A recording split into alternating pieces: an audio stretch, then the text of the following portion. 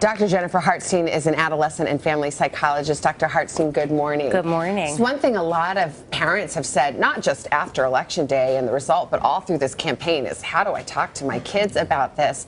And for kids, you know, world events loom so large when they're focused in on them. Do you have any tips on how to kind of talk about it, whether you're happy with the result or not? Right, and I think that's the thing. You can be happy, you can be sad, it doesn't matter. Our kids are absorbing all of this.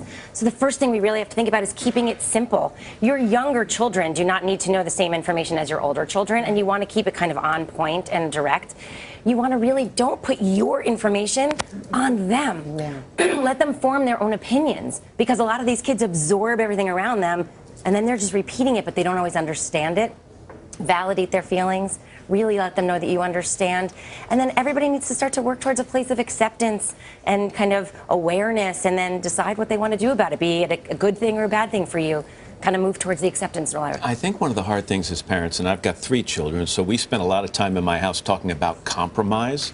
And when they hear what's going on in this election, or just did, there doesn't seem to be a lot of area of compromise. It seems to be one end or the other, split down the middle. Right. Well, you know, sometimes, and I think Obama said it great with all of his sports references in his speech yesterday, there's a winner and a loser, and that's not compromise. And this is one of those moments where there is a winner, and unfortunately there's a loser, and everybody can choose which side they're on. We have to accept that that's what is, and figure out how you're going to work within that spectrum. A lot of the focus is on those who are disappointed and how to talk to your kids about that. There's also a lesson if you were a supporter of President-elect Trump, because it also shows how to be gracious in victory. Absolutely. This is a really wonderful lesson in sportsmanlike conduct, right? How do we say, this is great, I'm so excited, but respect that someone else lost and honor that for them? And you have to remember, kids are sponges.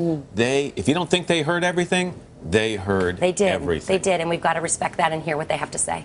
What about specific fears? You know, there are some kids who might have been hearing, for example, about immigration or deportation, or they hear about terrorism, they hear about racism.